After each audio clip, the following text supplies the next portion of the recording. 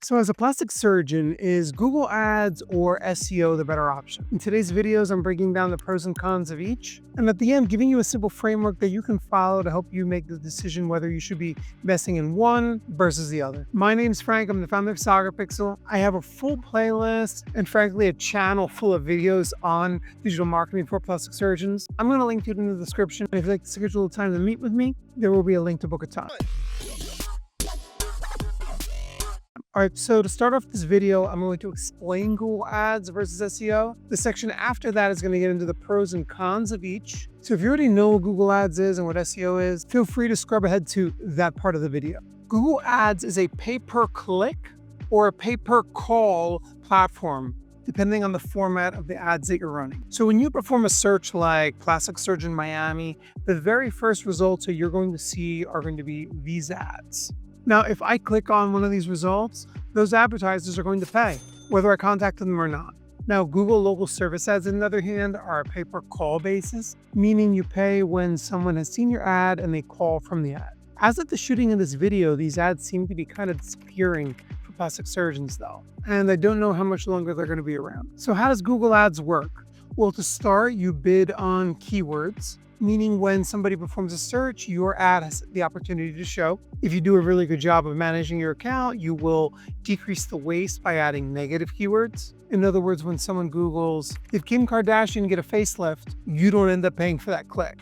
You optimize the ad placement of your account this way, along with determining what times of day and days of week you want to run your ads. You'll find that they will perform better depending on when they're running, or worse. You can optimize the campaign to deliver to people of certain age groups, incomes, interests. If you specialize in it like we do, you'll start identifying patterns like luxury shoppers tend to convert better for plastic surgery procedures than non-luxury shoppers. And over time, you're going to track what results in leads for you, be it phone calls or contact form submissions. Now, what is SEO and how does it work?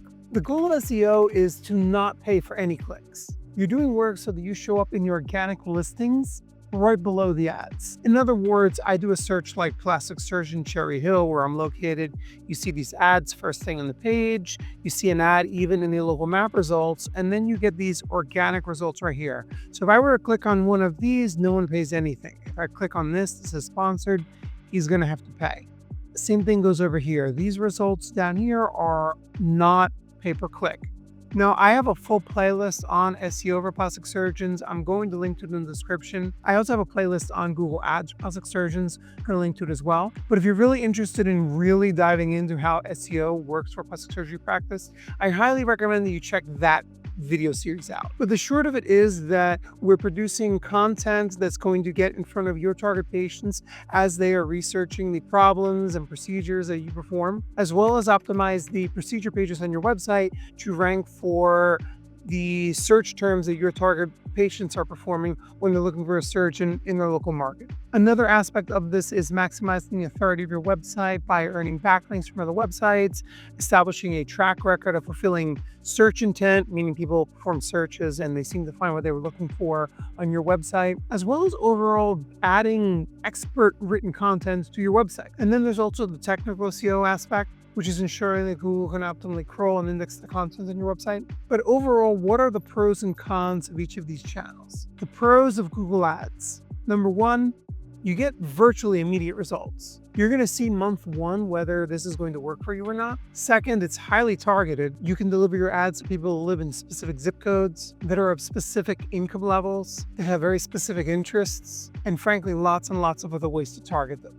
Third, there's flexible budgeting when it comes to Google Ads, meaning you can very easily increase and decrease your ad spend as needed, which leading to the fourth benefit of Google Ads, it is highly scalable. If you start out a Google Ads campaign with a $3,000 budget and you decide to up it to $6,000, you can expect twice the leads. The point of diminishing returns for Google Ads is a lot higher than it is for SEO. Number 5, it's highly measurable and trackable. Unlike a billboard or a TV ad or something you may put in a magazine, you'll have a very clear picture of what you got from your Google Ads campaign, to the extent that you should often be able to tie a specific patient back to a specific ad group that you ran. All right, so what are the cons of Google Ads? Number 1, it's not cheap.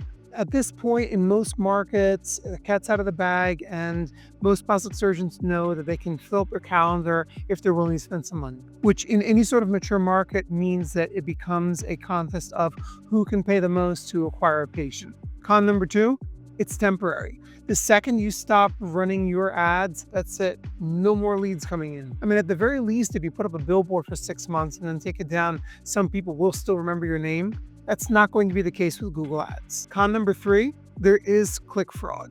Bots are going to click on your ads. You're going to pay for some spam submissions. You may even have competitors that click on your ads to try to dry up your ad spend. There is software that helps with all of this. If you're interested, we can tell you about it. And con number four, Google Ads requires regular management. This is definitely not a set it and forget it. You need to regularly add negative keywords, regularly monitor if there are any sort of shifts, whether all of a sudden your Saturday morning campaigns just spend money and never drive any leads. I mean, there's a lot of work that goes into it, and at no point can you really let up. And the last con of all of these, I think that Google Ads gets a lot of credit for brand marketing. In other words, you may be the plastic surgeon that's had a tremendously successful TV campaign, or even you've had billboards up for years. Then you start doing Google Ads. Someone performs a search like the one that I did earlier, plastic surgeon Cherry Hill, and they see, oh, Anthony Corrado.